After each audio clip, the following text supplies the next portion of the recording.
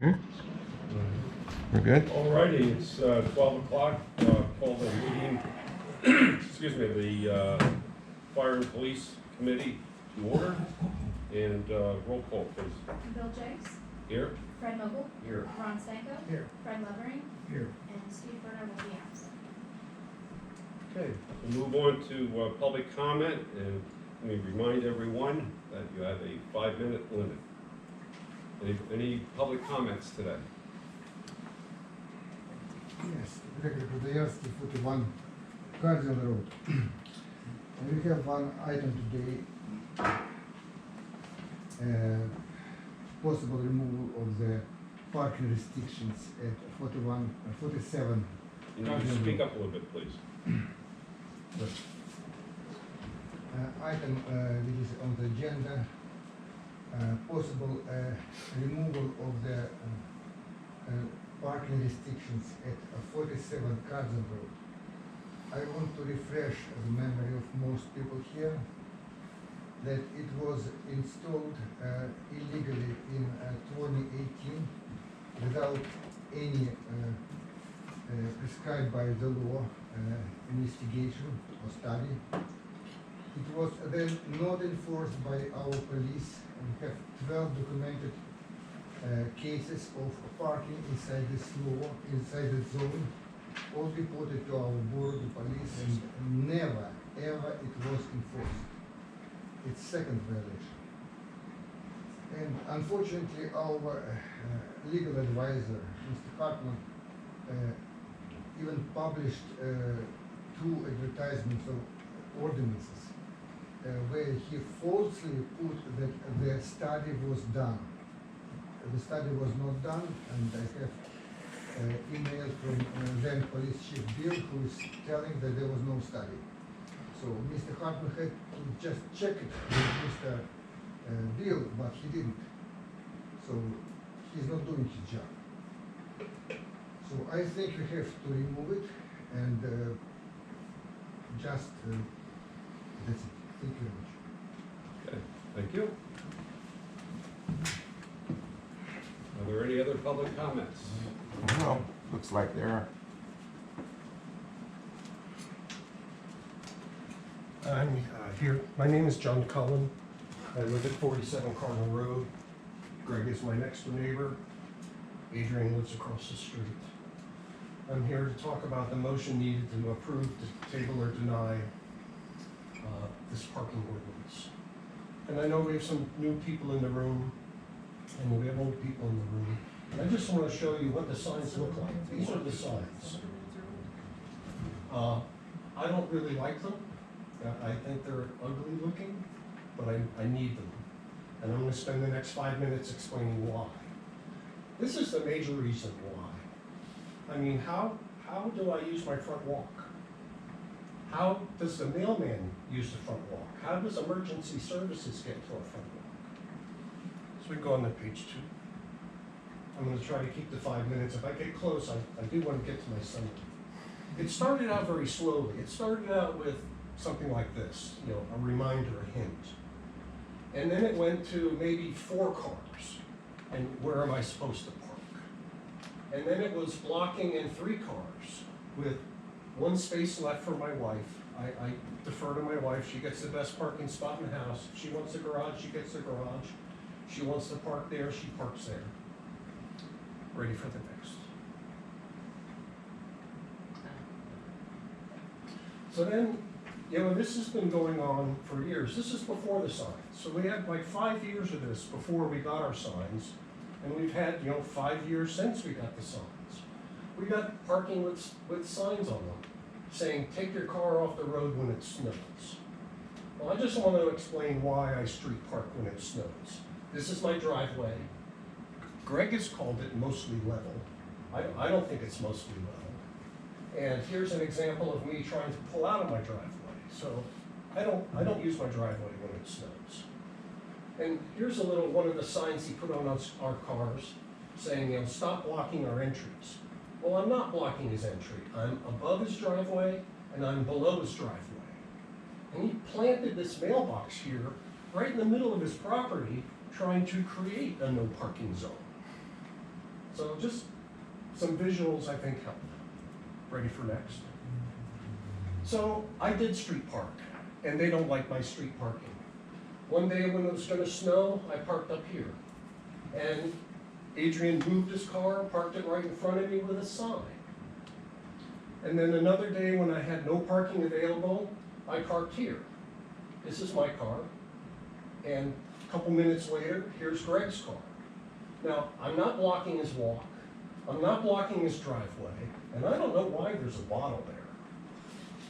But, you know, this is a quote from Greg from August 13th, 2019. We are not yet involved in this parking lot. Well, I would say he is. Ready for next? Am I okay on time? Yeah. Okay. So, You're 3 minutes in. All right, We got 2 left. so here's a picture of my wife. She doesn't park in the garage anymore. She's an SUV, it doesn't fit. So she street parks. And here's an example of one of Greg's infractions. Now, when the borough came out to put the signs, they were gonna put them like 20 feet wide. And I'm like, no, I don't want them 20 feet wide. I want them right next to the walk. I only need the walk. I don't need 10 feet, 20 feet. I just need this spot. And so they put them, that's where they put them. And I think that ended up being an ordinance complaint that the ordinance was written wrong, and then the ordinance had to be fixed. But here's Greg taking a picture of my infraction. And I just want to ask the room, is this an infraction we want to enforce? I just want to be able to use my walk. And I have a couple of comparables I'll go through quickly. I've had a motorcycle for 5 years. I've actually had 3 motorcycles. This was my first one, and this is where I wanted to park it. But Mr. Jadick has his car tucked up here. I can't park it there anymore. It's parked out back now. But the point I wanted to make on this is, here's Mr. Jadick complaining.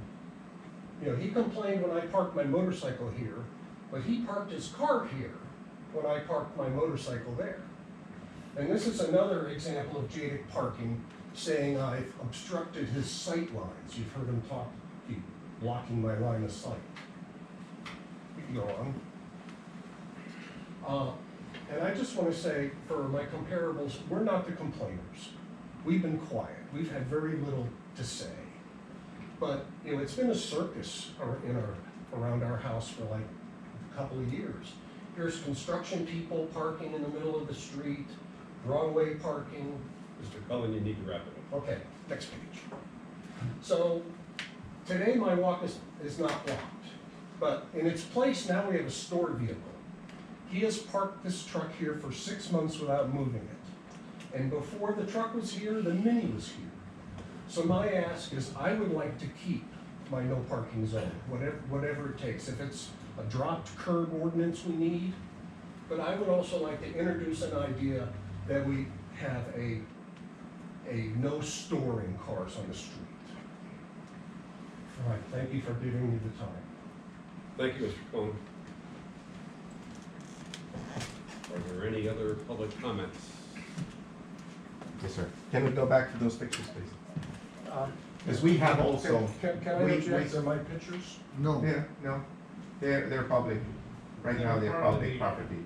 And I think we have brought pictures in the past, and I think it is important to discuss what he had and how this is twisted to make his neighbors look bad.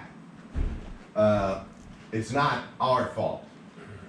The car is there because we cannot put their cars on that side all the time.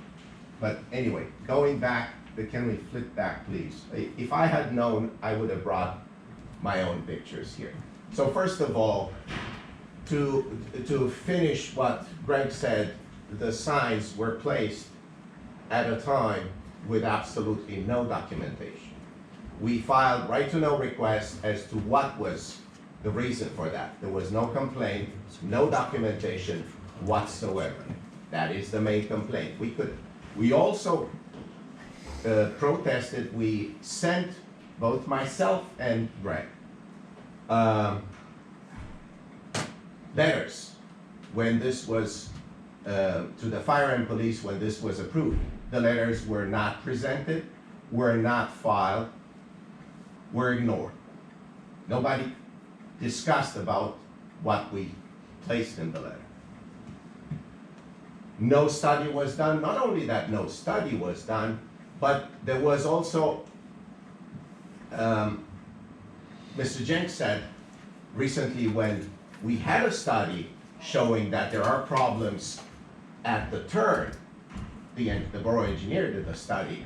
The reason for not placing parking signs with a study was that traffic, flow of traffic, amount of traffic.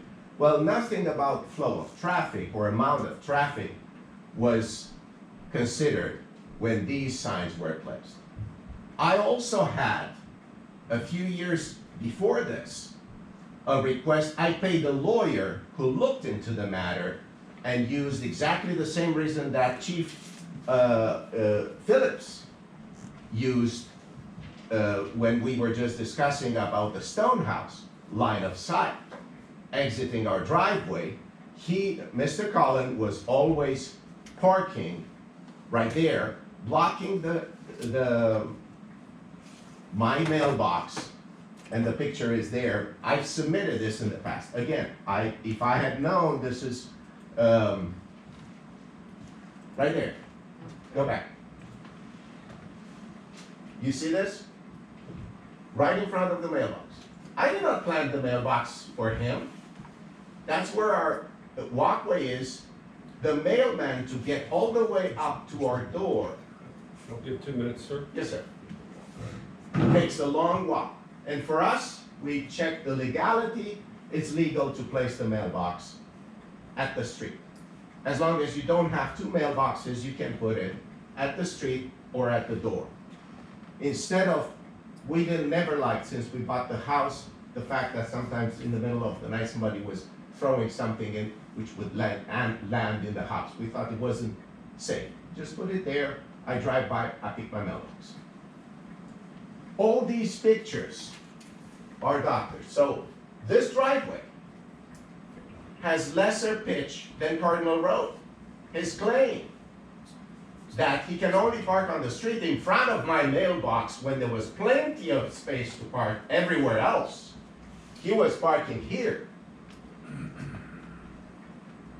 His reason is slope. Well, his driveway is less slope than Cardinal Road. And he was creating this mess in front of our mailbox that I had to shovel by myself to get. Of course, the mailman would not get there. When we complained these things, we were denied. Sure, leave his no parking, but put no parking at my mailbox too, please. It's the same access reason. Okay? So, same with Greg. We don't see the 30 pictures seconds. of the mess that he made in front of Greg's house. He claims, so many of these pictures are taken after he took the car. The reason the car is there is because that was the only place he would leave me to park. And then he removes the cars, takes a picture of my car left there. Well, that's BS. That's just to show, oh, this is a big problem. Yeah, Your well, time's he up, had Mr. the Jay. cars there, that was the only place to park. And, Your time's up, Mr. Chair. sir, so my call Are there is any either other- remove or put them both. Are there any other public comments? Let me just say one thing, Yes, sir. and I don't live on Cardinal Please, Road. name and address. Jim Margrave, 1601 Old Mill. Concerned citizen, because I'm very good friends with the Cullens. Mr. Jadick has a 3-car garage, 3 parking spaces behind the garage, and a driveway in front of the house. I don't know why he would want to park in the street in the first place and/or park right in front of the Cullens driveway. There's no Motivations- driveway there. There's I'm no talking, driveway sir, I'm talking, There is sir. no driveway. There's no It's- driveway That's there. enough. There is no Gene, it's a driveway. walkway. You've had your turn. That's enough. Huh? Walkway. You will be asked to What leave. about the driveway and permit? That's walkway. Okay. No, I'm saying that he has driveway sufficient driveway to park every car that he has. Jim, you're on the clock there, buddy. I know. Anyway, that's all I'll say, is that this has been going on for quite some time. I know what's happened, and that's the way it is. Thank you. Thank you.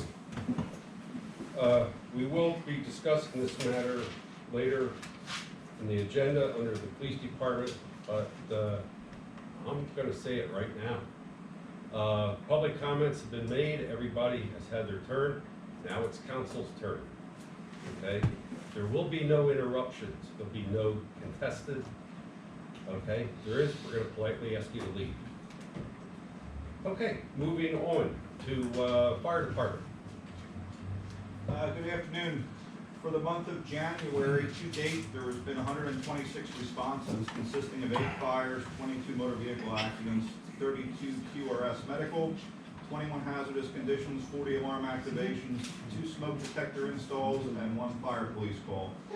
Total responses in the borough 73, total responses in Spring Township 37, and total responses outside the borough 16. 68 overlapping calls for the month so far, no property damage or saved property for the month. Average turnout to date, 5 personnel, and we had 18 volunteer responses for a total of 126 responses. For the expanded December report, there was 278 responses system-wide. Out of those, total calls within Wyomissing Borough were 103, and Wyomissing responded to a total of 147 of those calls. We gave aid 63 times, we received aid 33 times, we had 69 overlapping calls. Our dispatch to en route time was 1 minute 53 seconds, dispatch to on scene 6 minutes 54 seconds, and our average on scene time was 16 minutes and 33 seconds. We gave aid to Bergsboro Union 1 time, Laureldale 2, Western Berks Fire Department 22, Penn Township Mount Pleasant 1, Fern Township 13, West Reading 13, Muhlenberg 3, Shillington 1, Brecknock 1, and Cumru Township 6. For the month of December, our busiest day of the week was Friday with 46 incidents. Our busiest hour of the day was 9 a.m. to 10 a.m. with 24 incidents. And there was no Narcan administration for the month of December in Wyomissing Borough. That's all I have. If anybody has any questions, I'll try and answer them. Any questions on the response report? Are there any Narcan in spring? One in spring in the month of December. I'm working on the year-end report. Things have been really piling up. A lot of things have happened. System-wide total for the whole year of 2023 was only 3 administrations, and they were all in spring. Now, I know we just administered 2 yesterday on a call in Spring Township by 1 incident. So I don't know if there's something that's peaking up again or. Thank you.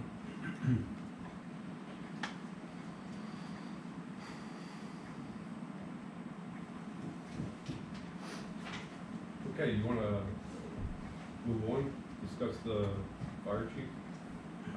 Yeah, I can to what I have information on. So, the fire chief job description was advertised. It's open till, I believe, the 31st to date. I think we have 27 resumes came in. They're all on an Excel spreadsheet based off of what was in the resumes and stuff like that, with a handful of viable candidates that I think could potentially be moved on. I would say outside of the information Colin just shared, if you wanna speak specifics, that's why we have executive session. I have the spreadsheet if you wanna look through, what we were looking for in terms of requirements in the job position, and then Colin did a very nice job of, in the Excel spreadsheet, ranking the requirements, each applicant, and whether or not he's recommending they move on based off of what we were asking for versus what they actually have. At this point, I don't see where we need to have an executive session to discuss that. It's no different than hiring a police officer, we go by your expertise and you make the recommendations of the people that you feel that we need to interview. I know, Does anybody disagree with me on that? is that something for here, if that's what they have to figure out, dates Yes. or whatever, for when we plan on interviewing, dates, times, locations, or whatever, to start thinking about, so that we can, try and attempt to get a couple outside chiefs in to do at least the first round of interviews. Okay. So I have a question. Could you explain how you're gonna go about, you say there's 27 individuals that have submitted resumes, and they're providing 28 items they have to give you, or and then you pick out of the 28 items of the 27 people, you itemize and then provide to council, whoever those people are. Correct, everybody's listed, and then based off of what they submitted in the resume, and what the requirements were, if it identified that they had them, you know, it was identified as they had them or they didn't have them, based off of years of service, previous experiences, and additional things they bring to the table, good or bad. There's a note section at the end that has those identifying factors in, that there may be things that are above, there may be things that could be disqualifiers potentially, or. So there could be people who scored well in item 1 through 4 and didn't score well in items 6 through 8, but you might have decided that that's okay because that's a strong point, this is a strong I point. put all that in, that would be up to council to determine. I mean, I just gave a recommendation as to who I would think that would be viable people to interview based off of what they submitted. The scoring then would rank based off the interview process. That's when the actual scoring would take place. So really, that's gonna be a pretty intense discussion when we get all the figures back, because it could be a little bit of this, a little bit of that, so it could be 27 might still be there Right. when you're finished. No, because of the 27, Yeah, only there's a 7 couple that are really actually not. yeah. There's a Only couple 7 are recommended to actually move on to interviews. When So- you do the Indeed thing, anybody and their brother can apply. It's the best way to advertise any job posting. Everybody uses that because it gets it out everywhere. But then you randomly get stuff back in that people really shouldn't even be applying, like they don't even meet the minimum of the requirements. So out of those 27 applications, there's some that really are, ultimately was a waste of time for them to even submit anything. So how many would we be narrowed down to that would be in the interview? I think I have 7, but I There's mean, that 7. We have would be. 7 so far. Out of those 27, you should make that final determination based off of the Excel spreadsheet. If you see something else, you know, that stands out, or something that would potentially, hey, this stands out for whatever reason or whatever, doesn't mean you can't give them an you know, an interview. So are you already saying you're down to 7 from 27? Based off of what they submitted that they have. If they didn't submit that they have it, one would assume that in the first line of, if the job requirement is this, when you submitted your resume, you would put in there that I have this, checking off those items. Some people have done that to the T, and other people have not. So there's some guesstimation in there that they should have them, but we don't know if they have them. Based off of their experience, they may not have everything, but with their current jobs or past jobs of the positions that they held in fire departments, that they may be a viable candidate to interview and determine if they have those actual certifications that they didn't say they have. So it sounds like you have a lot of people that were, they put out a fire once in their life and decided to be fire chief here, and you said no. You got a lot of heavyweights in the other. Well, nobody said no yet. Nobody said no yet, they're just kind of on an Excel spreadsheet. Right, That's- but if you were on your list, those 20. Correct. 20 If I others. was doing the interview process at Spring, out of those 7 is what I would take on to interview. So what we can do, you know, on February 1, everything's closed. Correct. We can send out the spreadsheet without the names, or just like 1, 2, 3. Yeah, we can have, because I have it, we can just eliminate that because the candidate numbers there as Right. well too. You know, so everyone can see. Colin makes some great comments by each person. you know, why he made the decision that he did initially, and those are to be taken to heart, but, you know, to see where we are with this, once the, application is over, then, you know, we can send that out by email to everyone. Is that, everyone in agreement with that? Paul, I have a question. Are the top seven pretty close to each other, or do you have like a group of 3 or 4 that really is heads and tails, heads above? I'd have to look at it, I'm sure there's probably a couple that would stand out higher out of those 7. I think what surprised me is the number of out-of-state applicants. Are they part of the 7? Yes, some of them. Somewhere, yeah, there's more out of state than in state. There's only 7 basically we're talking Right. about, so 4. But out of those 7, even out of all of them, there were more out of state people who applied than in state. So to keep the process moving, I mean, for Colin's sake, because he needs to line up 3 chiefs to be part of the first round interviews, it would be helpful if we could give him, I assume location would be here at Borough Hall and Council Chambers, but it would be helpful to him if we gave him a date to conduct that first round interview. And potential time, so we can, Why are we giving? I would say with the date, you just go, whatever you can get, the people who are gonna conduct the interviews, whatever date. do you have a ballpark, like, so after you review all that stuff, what are you looking at? The first week in February, the second week in February, Whatever you're comfortable with. You know, I don't wanna tie your hands to, oh my God, it's gotta be done now. Whenever you're ready and you line up the interviewers, you know, we'll make sure that, there's available room for you. Or for the interview. Yeah, for the interview, yeah, so I won't be in on the interviews. So are the interviewers us? No, No. they're gonna be 3 chiefs. The first round would be, I would think the second round, I mean, my process would recommend that the second round then would be, after the first round, based off of who you like, then you would sit down with potentially managers, some council people, right, based off of the score matrix. Okay. I know the answer, I believe, but are there any second thoughts on the part of Spring about ending our current relationship? I can't answer that. At this point, I would be, there's just too much going on and there's not enough time and resources and people to do it internally. I'm starting my process February 1st to advertise for deputy chief, so that's gonna be a little bit of help off the, off the plate, but there's just entirely too much going on. There's too much other stuff going on that I don't know that that's gonna be a viable option.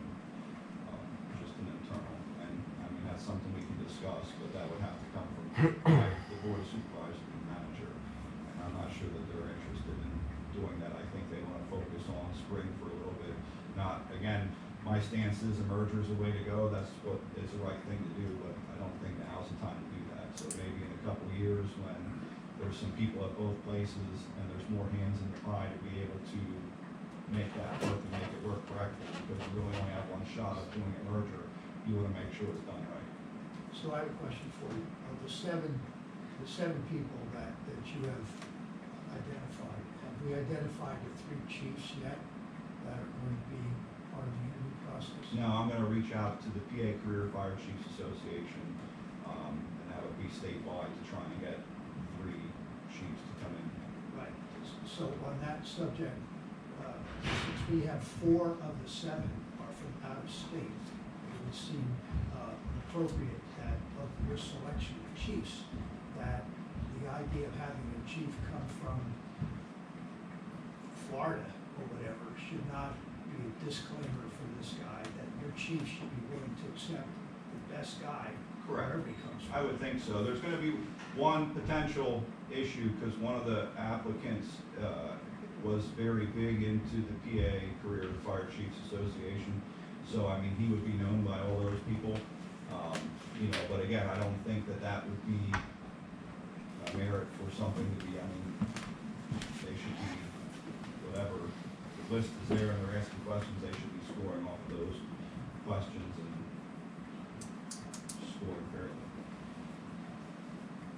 just to get back, to the mayor's question, we did try to implement, trying to get, just even a study done between merging the two departments.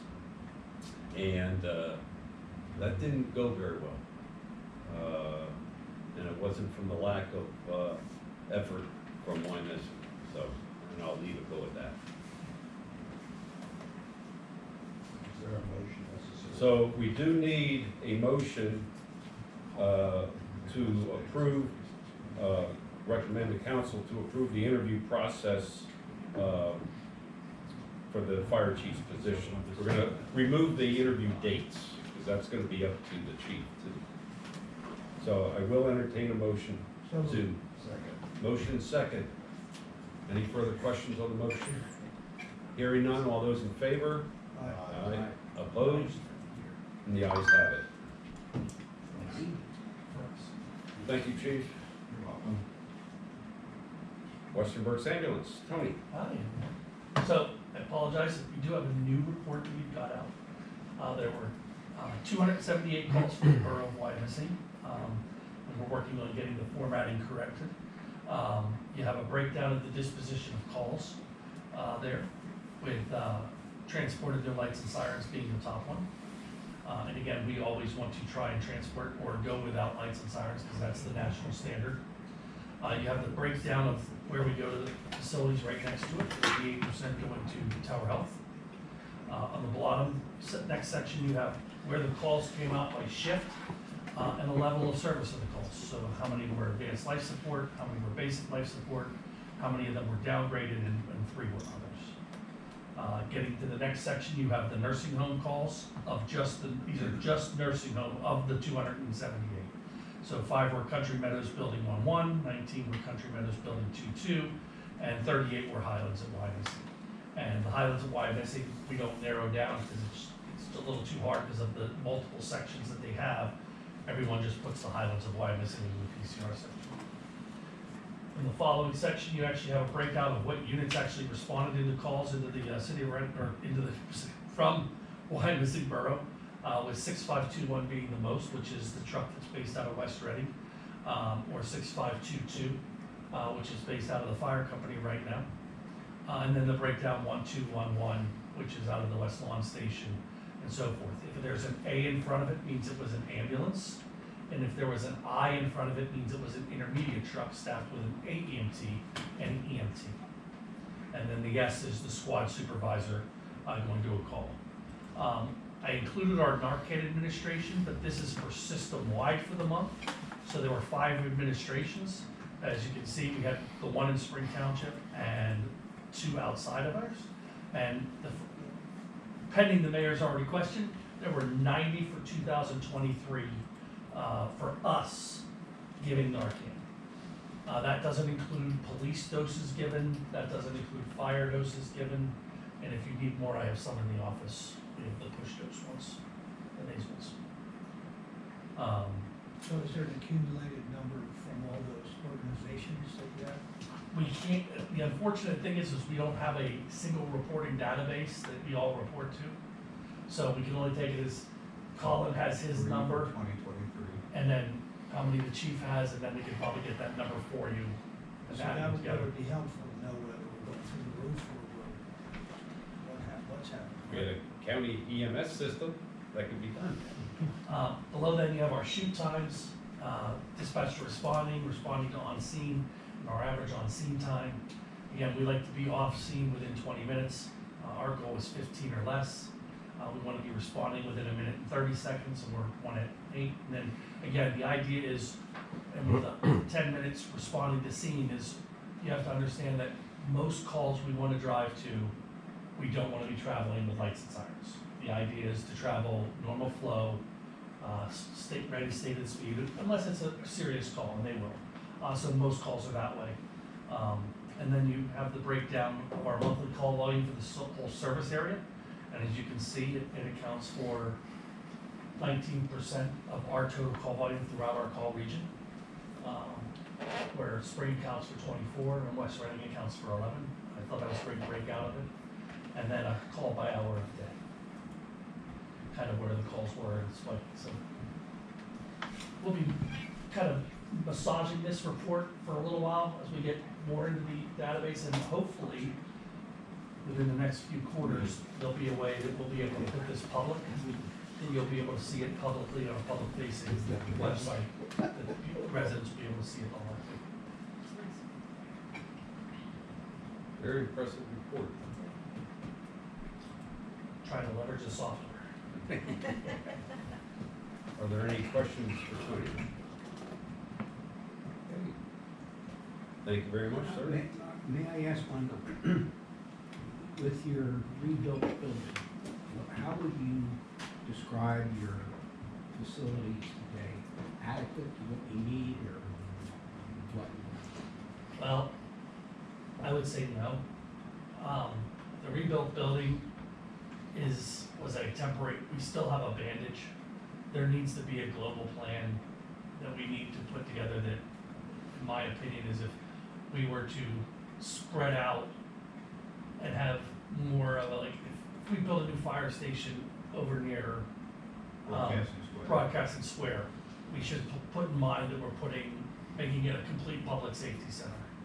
That you're putting police, you're putting fire, putting EMS, and building it accordingly as we start to build out in the future. The board had looked at they were looking at Spring Township. Our board, would have been a long process, but we still had to rebuild that station no matter what, because it was the quicker process. But again, I think with us seeing now the hub and spoke, with us having a truck in Lower Heidelberg, up at Brownsville Road, across from Ganley's, the cutting response time down, having the one in Wyomissing at times during the day helps cut those response times down. Makes it more of a public center patient safety center where you're getting quicker response times. But if I was putting out a plan, if I was king for the day, I would want to start looking at more, if we were building infrastructure, always including as a total public safety type centric, having all three groups in one building. Thank you. Colin, if, given Spring's reluctance to continue the relationship with Wyomissing, does that make sense to you? That Yeah, you would and that's combine EMS and yours? one of our plans with the potential development going in over Broadcasting Square, there's a plot of land that was dedicated, if that goes through, for a public safety fire station, EMS station, one fire truck, one ambulance, and an area for the police department. Over by Diamond Federal Credit. I think that's the way that we have to start looking across not only the county, is if we're looking to build anywhere in the county for EMS, fire, or police, and putting in new infrastructure for that all municipalities should be looking to do that total infrastructure of a public safety building versus this is a fire station and it's gonna be a fire station. It's kind of funny and when West Reading was built, we had asked and approached them about making it a fire EMS station. No, it's gonna be a fire station. The fire chief is our building director. We talked to Spring about it when they were built theirs. No, it's gonna be a fire station. It's gotta be a fire station. It doesn't have to be EMS. And I think that script has changed now across the country, where now we're building those public safety buildings where then all the departments can work together, still being separated off, but they have common areas that they're all working together.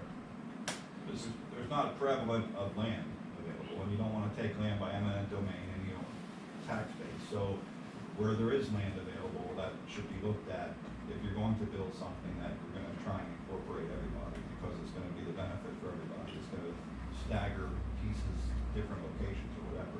It's great to have a central station, but when 85 to 90% of our calls are in the North District and we're pushing our times, and now they're talking about putting a bunch more houses and population over there, and that's what's going to dictate that you need to do something else. You need another station, which in turn, they're just as far to the north end, not necessarily anymore with the Lower Heidelberg station, but I mean, that's a hike for them to get from West Lawn over to the north end of the township. And that's probably I would imagine that's your predominantly busiest area of the township as well too, because that's where the most population is. When we built, when we were constructing the current fire station, we had presented to council some information about the development of a public safety complex. Western Berks wasn't involved with that, but primarily fire and police. And that would go across the alleyway over to where the Wyomissing family restaurant is. And at that time, the council did not have appetite to be doing so. But this definitely has become a trend nationwide. I'd like to go online to look at fire stations being built, you know, getting ideas. And you see a lot of that, you know, like the public safety buildings that being done today.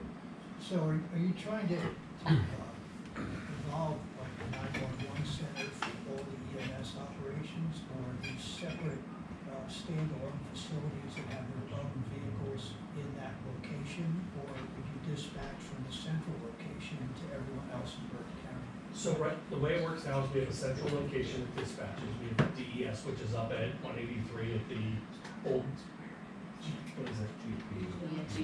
GPU? Yeah. That's what I was going back to the Yeah. GPU behind.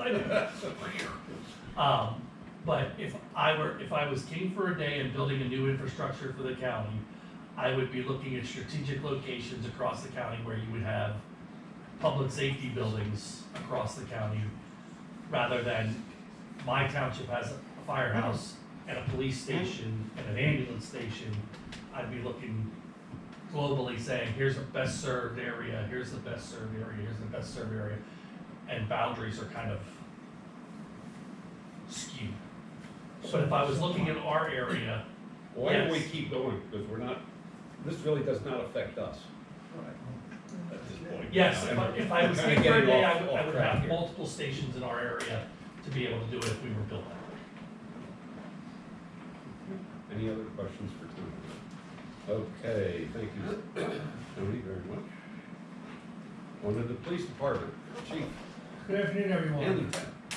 As promised, I have completed our 2023 end-of-year report. I submitted, assuming that all of you had a chance to review prior to coming in. I know it's a bit long. Page 4, I have the executive summary, a couple key points. I don't want to review the entire document, that would take too long, but I'll review the executive summary quickly. Anybody have any questions? I'm always glad to answer. For 2023, we handled 7,514 calls. That's actually a decrease of 131 over 2022. We arrested a total of 468 individuals in 2023, which again was a decrease over 2022. We had a total of 634 incidents that were UCR reportable out of that 7,514. We ended the year with a 73% clearance rate. Naloxone was administered twice by officers in our department. We gave a total combination of 2,353 citations, parking tickets, and warnings. There were a total of 715 crashes. Out of that 715, 388 were reportable.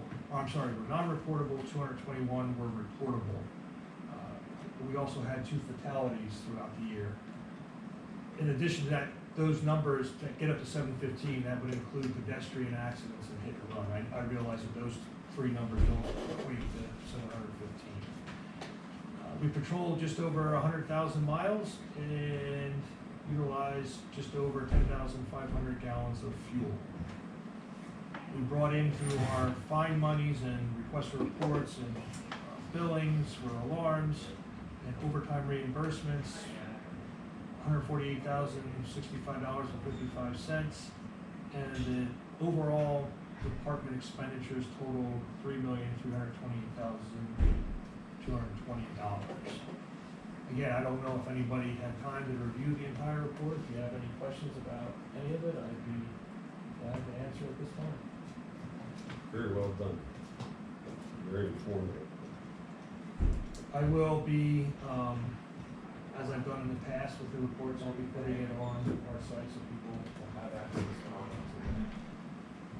will be there. So next is a request for a handicap parking space at the Bailiwick Hair Center at the at 25 Reading Avenue, at the intersection of Reading Avenue and Hill Avenue. If you will recall, perhaps back in August of last year, we got a request from the same business for handicap spaces.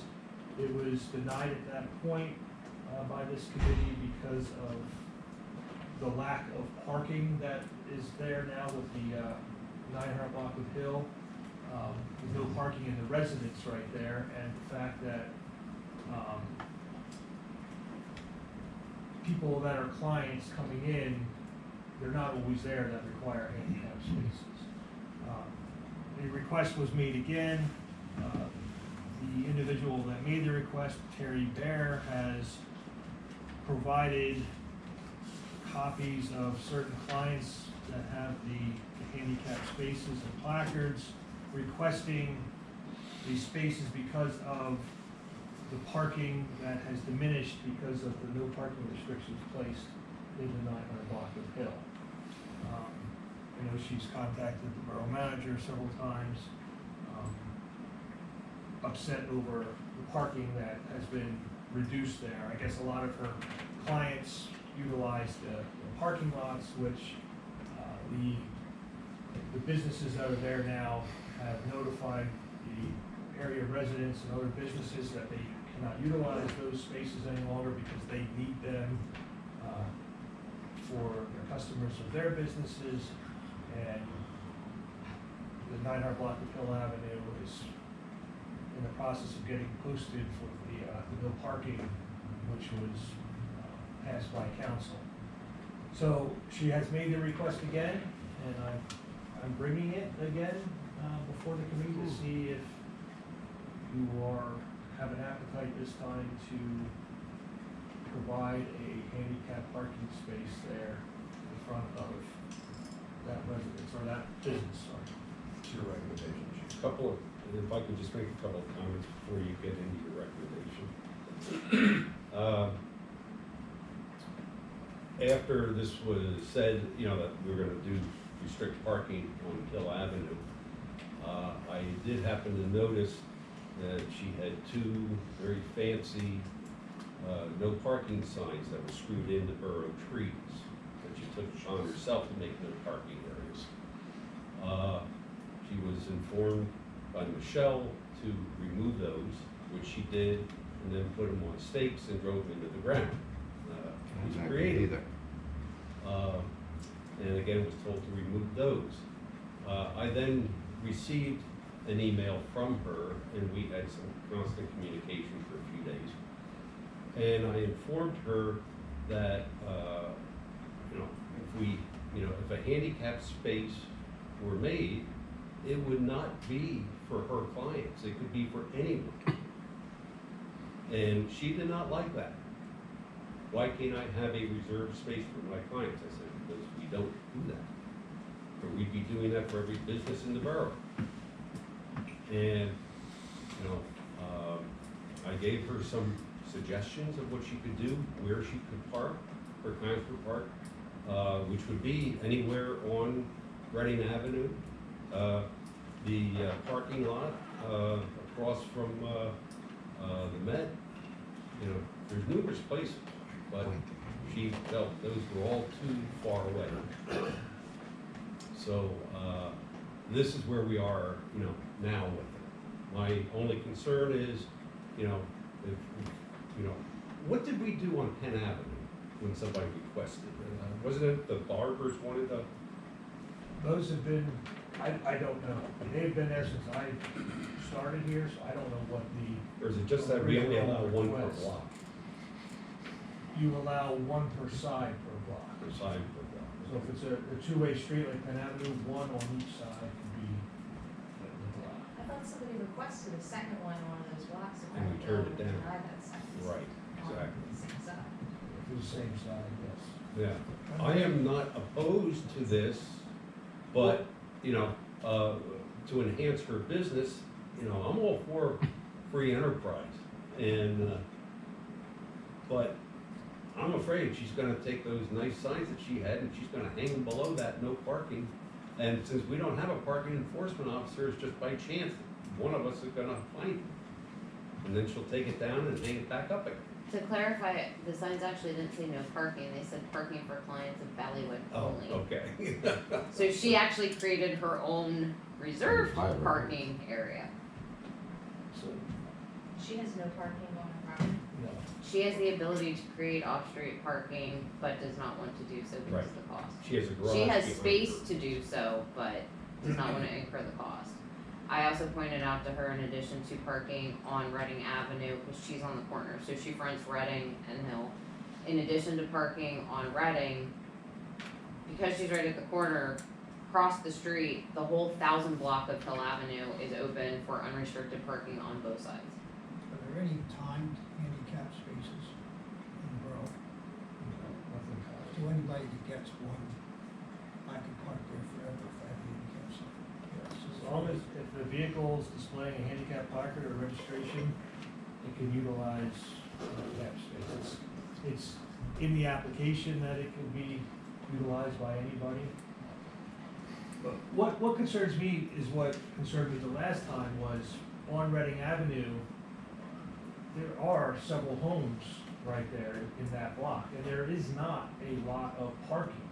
So if we take one space away, we then are we're taking away from a resident as well. I don't like to hurt, borough business, but I wanna think of our residents as well. And she does have the capability to put off-street parking there, it's gonna be an expense, I know. It's not something I get that she may have been there for years and this wasn't an issue for her before, but it is now. I pointed out the same thing with the 1,000 block of Hill Avenue, that both sides, her customers can park right there, and it's not that far. That is why I, again, would not recommend putting space there at this point, just because of the lack of parking. We're gonna take a space that, for the most part, is not gonna be utilized by people, when you got a whole block of residents right there, and another barber across the street, and things like that are trying to make use of parking where there's not a whole lot of parking. I'll make a motion to deny. Second. We have a motion and a second to deny the handicap parking request. Any further question on the motion? Hearing none, all those in favor of denying her request, signify by saying aye. Opposed? The ayes have it, application is denied.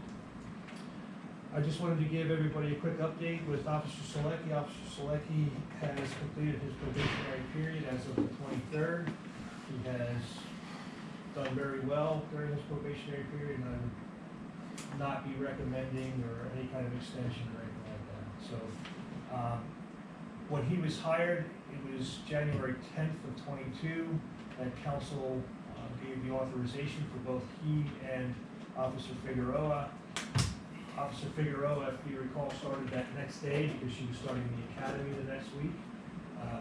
She, however, because of civil service rules, is not done yet with her probation because it did not start until after she completed the academy successfully. So she won't be done until the end of June. But I don't anticipate, she's doing really well, I don't anticipate any problems with that. But like I said, I wanted to give an update, let you know that we're moving along with these hires that we've made over the last several years. With that too, with our promotions that we had last year, with Lieutenant Bauer becoming lieutenant and Sergeant Twitter becoming the sergeant, of the detectives, there is an opening for one position right now. With the expected pending retirement of Detective Anders, we have a second one that's going to be happening in July. So we've taken steps to start filling those positions, and Officer Matt Cavallo is going to be moving up into the detective rotation starting February 5th. So beginning of pay period, makes it a lot easier on everybody calculating hours for pay.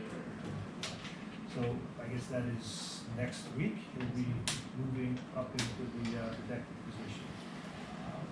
I've signed him up for some interview and interrogation classes already, a 5-day, full week detective school that's coming to Berks County through the FBI. You can sign up for that, so we're starting to get training scheduled.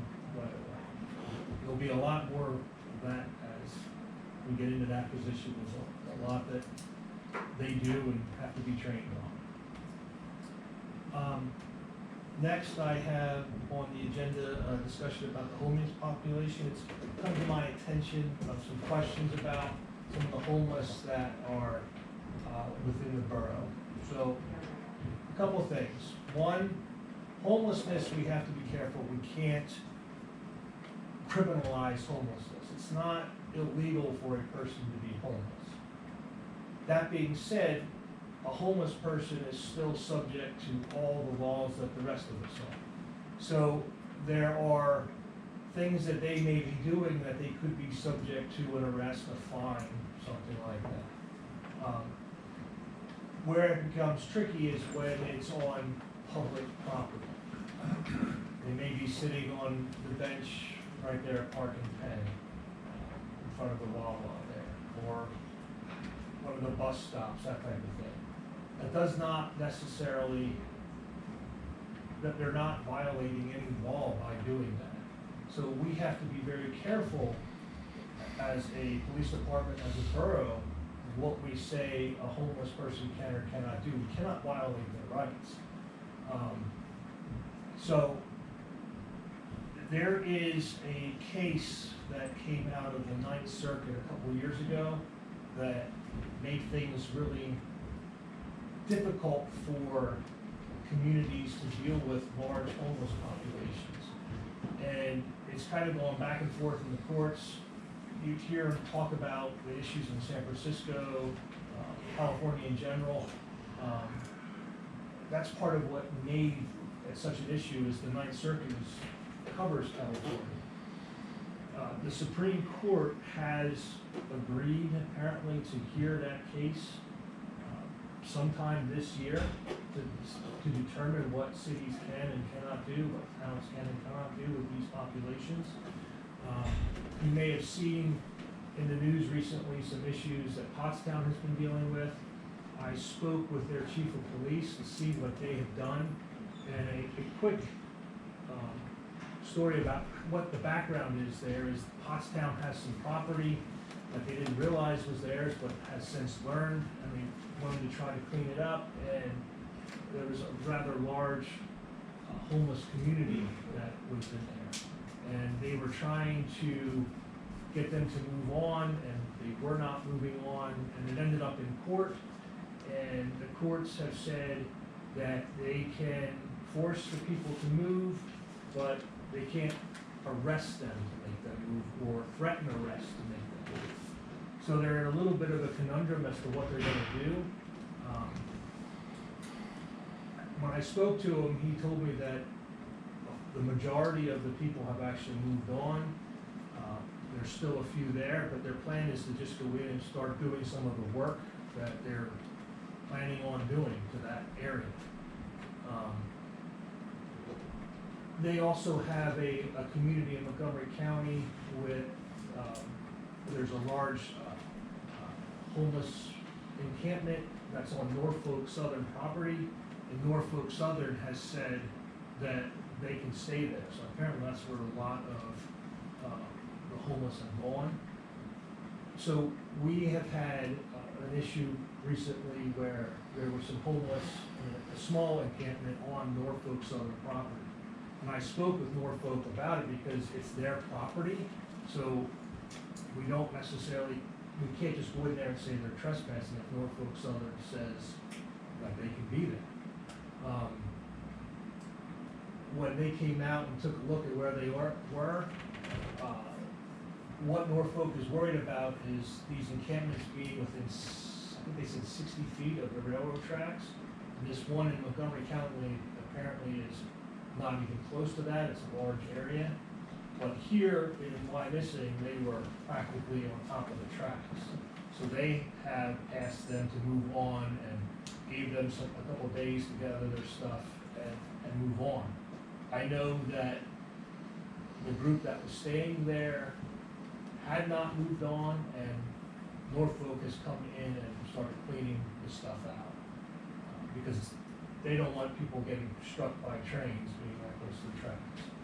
So a big thing with what the courts say as well is when we have homeless and if they are on our property, public property, we have to be able to provide a place for them to go.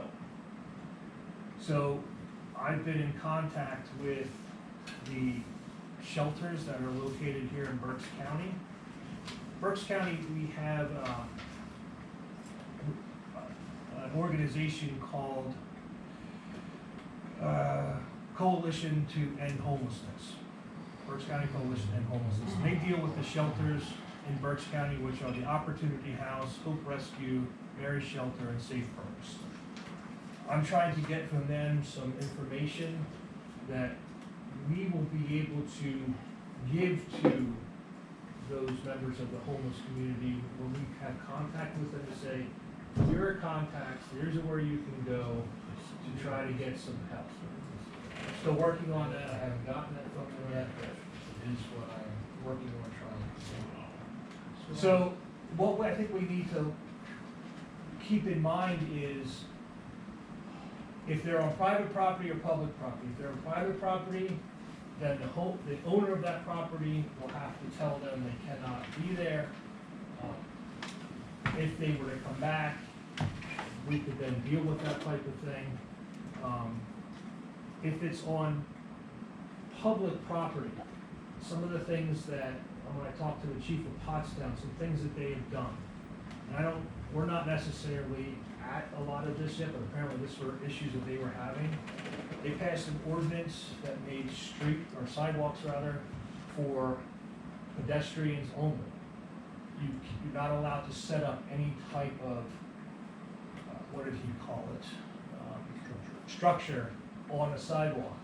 And that means businesses, if there's a restaurant, they want to put a table or something out, they're not allowed to do it. They have to apply for a permit from Pottstown Borough itself to be able to do that. They removed a lot of benches along their main street to try to keep them from sleeping. They removed benches from the bus stops, that type of thing. They passed an ordinance about sleeping in the parks, which we have one for camping already.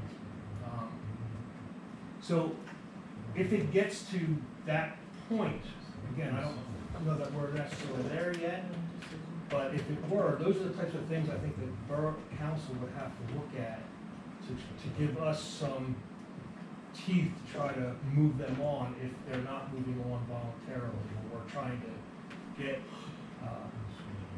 them to places and agencies that can help us. So, if anybody has any questions At about this that, point in time, how many people are we talking? that we have as homeless, there were 3 along the Norfolk Southern property. I don't know where they've gone to. You usually see them in the area of Park and Penn. And we had one in the Parklands that was actually wanted, and he was taken into custody, and I have not seen that person back since then. So, it's impressive we're talking about the Ninth Circuit, but that's kind of like where all the people are that do all the things that nobody's had a chance to deal with out here on the Right. West Coast. But Is there anybody in the state of Pennsylvania, like our solicitor, that might have already explored this issue? Because we have such a voluminous area of parkland that in a snap of a Right. finger, we So- could have people living everywhere. Like I said, I think that, so for me, I started out by saying that we have to look at the laws that we are already on the books. So if some entity would start allowing a homeless encampment and they're living there, I believe we already have ordinances on the book where if somebody wanted to build a house, an apartment, or something like that, they have to meet certain criteria. All right, well, does this homeless encampment provide everything that it's supposed to if somebody was gonna build a structure there? The Ninth Circuit, as you know, it does not cover Pennsylvania, we're the Third Circuit, but it has influence. And with what Pottstown has had to deal with, we believe that the Ninth Circuit's decision influenced the judge that heard that case's decision to say, okay, you can tell them that they have to leave, but you can't arrest them or force or threaten arrest to make them leave. So that's why I said that they feel like a little hamstrung. They don't know how they're going to make them leave if they really refuse to. So they're deciding that they're allowed to start the work, so they're gonna start doing the work. And maybe that makes them move on or whatever. They're not quite sure. But the Supreme Court, like I said, is supposed to take this issue up at some point this year. I don't know when it's going to be, but it is supposed to be looked at. They may ratify what the decision has already, and it may not help communities deal with this, but there are a lot of towns, especially on the West Coast. Most of our homeless population is estimated to be in California, Oregon, and Washington. All When covered we by the- started doing our investigation into whatever that program was here, for people that wanted to lose their house for 3 months, what was that? Airbnb, the short-term rental. Airbnb, we did that because we knew it was coming to the theater near us. So we did some proactive stuff about that. Now, there's no reason why we have to, if we see it coming from California, we don't have to wait till the Third Circuit does something here. Let's get Chris on the study and do something so that we don't walk through the parkland on a Sunday afternoon and find 12 people there and then we're like stuck with them because we didn't do anything when we could have. So if we can do something, we should do it, because we got a lot of parkland out there, and it looks pretty nice to sleep there at any given time. Lots of deer, all kinds of cool stuff. I mean, as for us. like I said, I mean, we have the no camping ordinance already within our parkland, so that gives us something that we could try. You know, what a judge would do with that, I'll never say 100% sure of Well, what Chris, the judge would decide. It's gotta have some, There's a no decibel zone too. You You're not know, supposed to be in dust is there. on, there's all, Yeah, I all mean, that I kind of think stuff. you have existing regulations, but, I don't think we've tested them and they haven't been challenged, so. I mean, we can certainly review the topic if the committee wants us to, but we have regulations which I think are relevant to managing the parkland problem. So all this really is just been Yeah, I just wanted to bring, FYI. it- no, it was brought to my attention, there were some questions by some members of council in general, so I wanted to speak about it here. There have been encampments back in Parkway and so forth, please, locate them, they go on there, told them get out, and they have, I'm sure they come back, it's an unfortunate situation. yeah, to see when they decide not to. I think the camping thing is pretty well covered, not tested, but covered. The majority of the complaints that I've heard have been somebody that refuses to leave in front of a Wawa or something like that. And then you need the manager to say, get out of here. If they defy that, then they can contact you for trespassing. The Wawa has posted at the front of their building, no loitering, and things like that, that's on their sign. And they know that they have to be the ones that tell them Right. that they're not to be there anymore, that they have to leave. And we can't act as their agent, so they have to do it, and they do it in front of us. I have not seen one instance where they have not left, especially when they were there or being told that we are coming, are going to be called, so. I don't want to try to over-enforce anything on somebody that's already down. A large majority of the homeless population has mental health problems already, they have drug issues, You know, I don't want to be overly strict with this population, but we have to make sure that they are following the rules just like everybody else, so. I think Okay. it's important.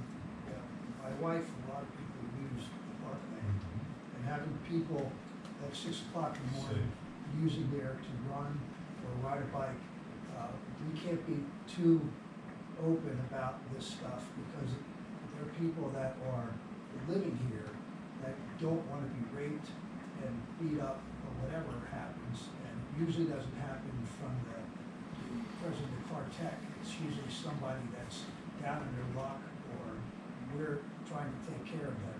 We're gonna take care of them when they're there, but we need to take them somewhere else where they can, be taken care of. But for our people that are exercising, doing what they're doing in parkland, it's unacceptable to have those people living there, regardless of why they want to be there. In my opinion. Yep, and that's why they enforce it and they chase them out, and, you know, it's an ongoing situation. Okay, we need to move on. I got one question. Tony, of your 90 Narcans, were any of them on the street?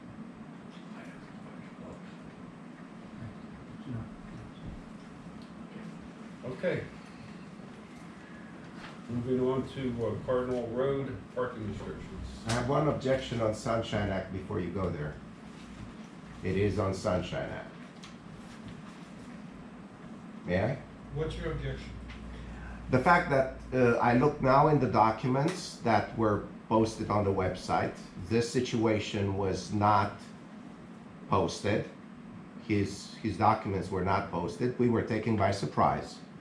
And therefore, the committee has heard only one side of information, has also heard what I can easily prove.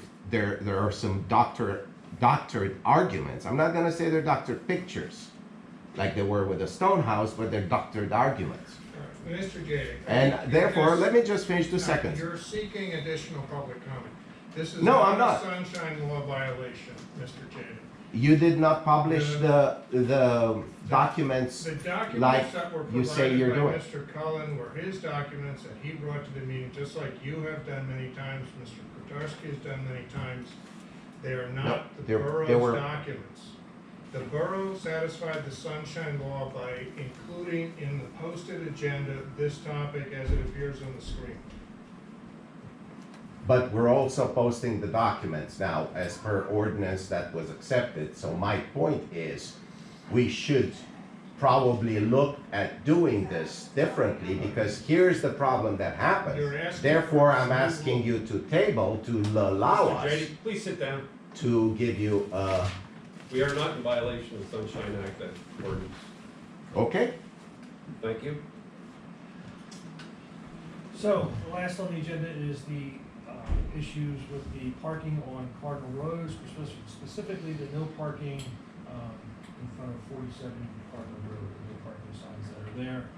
And the question would be whether to keep those signs there or to repeal that ordinance and take those signs down.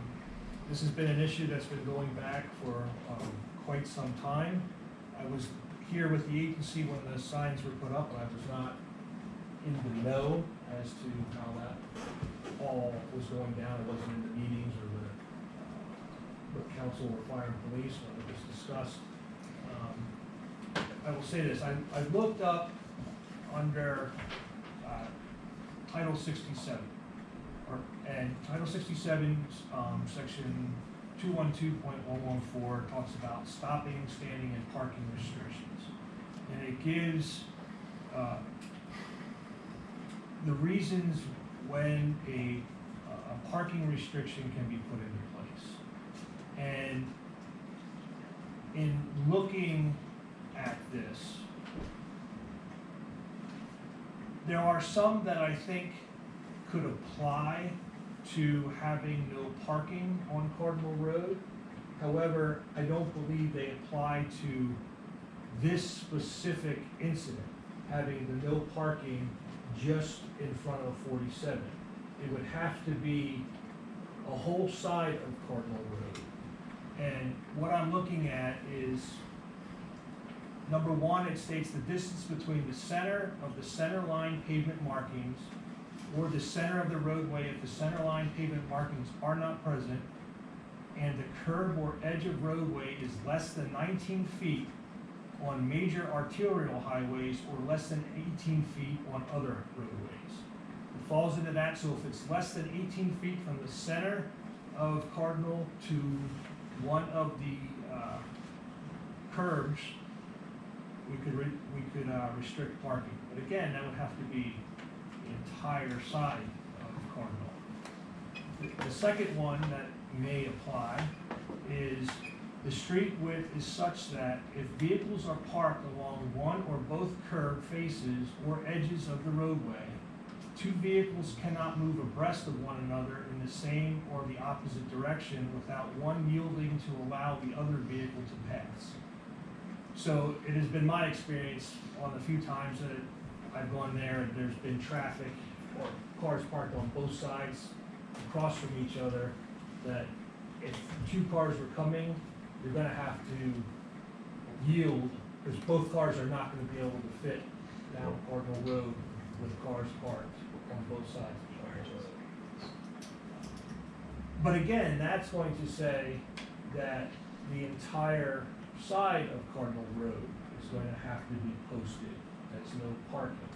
Again, not just in front of 47 Cardinal Road. The vehicle code allows a vehicle to be parked on a public roadway as long as it's registered, inspected, insured, and operable. If it has those four criteria are met on a public road, a car can be parked there. There's nothing about parking in front of your own house and other cars not being able to. It's a public road. It is, well, anybody, I can park there. I live in the borough as well. I don't live close to there, but if I want to take my car and park it over there, I can take it and park it over there. It's not illegal to do that. So, again, I think it's the decision of this committee to take it forth to council, whether to keep them there or not. But if you're asking me, my opinion and what I think that they don't need to be there. I don't think it meets any of these criteria for it. It also goes on to state that under miscellaneous restrictions, local authorities or the department may restrict or regulate parking without an engineering and traffic study to accomplish the following: facilitate construction, maintenance, or utility operations, eliminating long-term parking or parking in excess of a specified time limit, provide for reserved parking spaces, which this is no parking, provide for snow emergency routes, provide for mail delivery or pickup. So, again, this is no parking, so whether a study was done at the time, I have no idea. I was not involved in any of that. So. Anybody has questions, or? Chief, you have anything you want to? You on board with that? My opinion is that the ordinance was validly enacted by council. I believe there are arguments that can be made to support the validity of that ordinance. But I agree with the chief that this is a policy decision. I mean, we don't have any parking regulation like this anywhere else in the borough. It's a policy decision for the committee and the council to make as to whether or not the current regulation should be continued. It seems to me either it applies to everybody or nobody. You either prevent people from parking in front of a post box, wherever it is, it's not just in Cardinal. You either prohibit, have an ordinance preventing people from blocking driveways throughout the borough, but we don't have any lights, but we can't protect one address. if we tried this, and it seems to me, in the short time that I've been here, that we've been entertained by these debates every week. It's not working real well, trying it.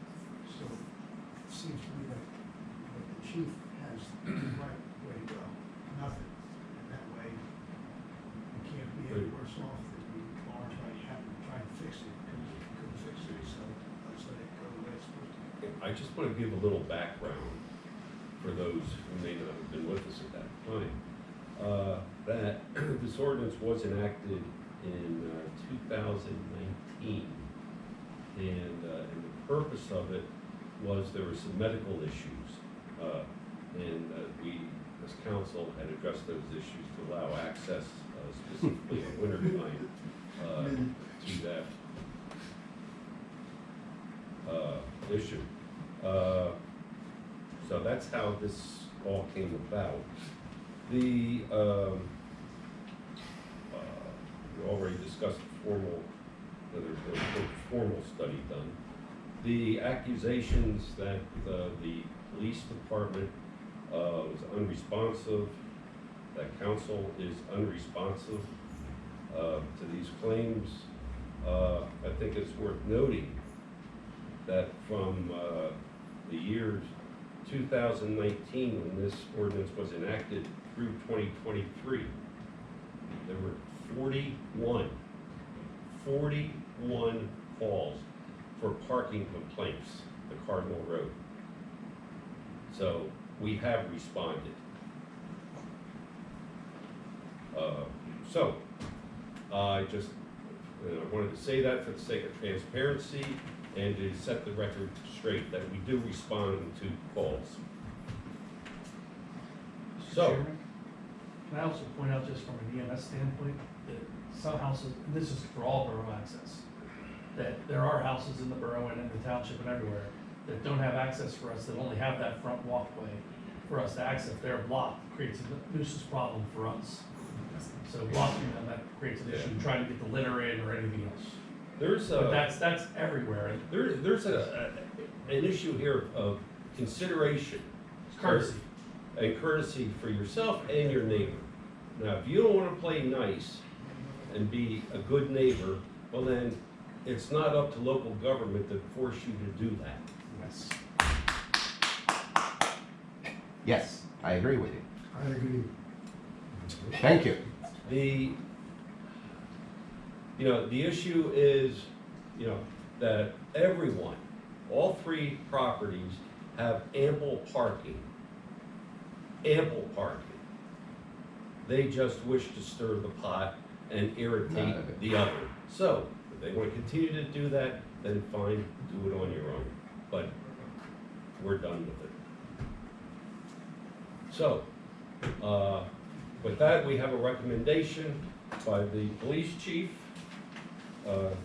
to pass on to council to rescind the ordinance regarding the parking. So moved. Motion, is there a second? Is there a second on the motion to rescind the ordinance? Interesting.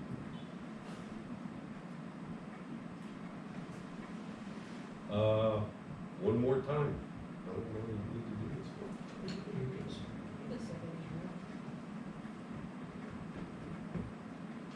for. Okay. I guess as chair, as I can set it second. And the only reason I will is because if somebody would come up to me and honestly say, can you justify to me why that parking is there today? I can't.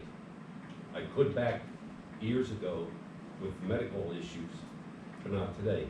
If they want to act like jerks, then fine, let them act like jerks. Enough's enough. I'll second the motion.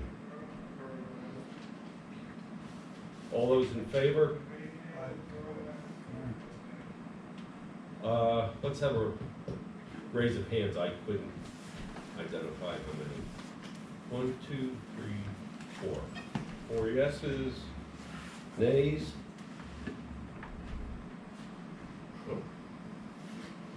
Okay. All righty. Motion passes. This will get moved on to council for, to be advertised to rescind the ordinance.